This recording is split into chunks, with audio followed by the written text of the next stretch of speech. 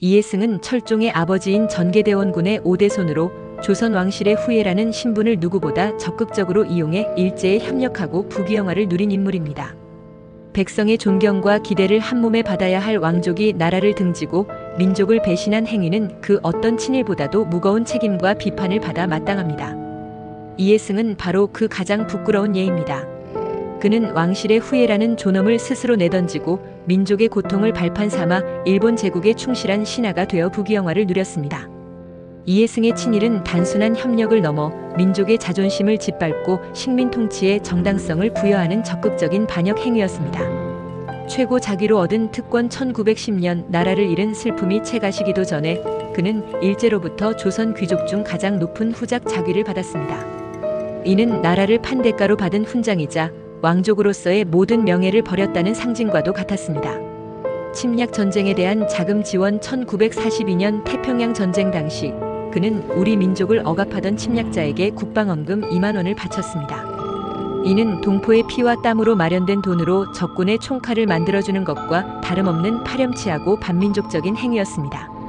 민족정신 말살의 선봉 조선귀족회 회장, 조선임전보국단 고문 등 친일 단체의 핵심 직위를 맡아 내선일체와 황국신민화 정책을 선전하며 민족정신을 말살하는 데 앞장섰습니다. 왕족이라는 그의 신분은 일제의 선전 활동에 더없이 좋은 도구로 이용되었습니다. 법의 이름으로 가로막힌 역사 바로 세우기 재산 환수 소송의 씁쓸한 결말. 더욱 통탄할 일은 이러한 민족 배신의 대가가 오늘날까지도 그 후손에게 이어지고 있다는 사실입니다. 최근 대법원 판결은 친일의 역사를 바로 세우고자 하는 국민의 열망에 찬물을 끼얹었습니다. 핵심 결론은 친일의 대가로 얻은 재산이 결국 후손의 품에 남게 된 정부의 최종 패소입니다. 법원은 이해승이 친일파가 아니다라고 판단한 것이 결코 아닙니다. 오히려 그의 친일 행위는 명백히 인정했습니다. 그러나 법원은 역사적 정의의 실현보다 민법의 법적 안정성과 선의의 제3자 보호라는 논리를 우선했습니다. 과거 친일 재산이 경매 등을 통해 잠시 제3자 은행의 손을 거쳤다가 후손에게 다시 넘어갔다는 이유로 이제 와서 국가가 환수하면 정당한 거래를 했던 제3자의 권리를 침해할 수 있다는 논리였습니다. 결과적으로 친일 행위는 명백히 단죄하면서도 그 행위로 얻은 이익은 환수하지 못하는 국민의 법 감정과는 너무나도 괴리된 모순적인 상황이 벌어진 것입니다.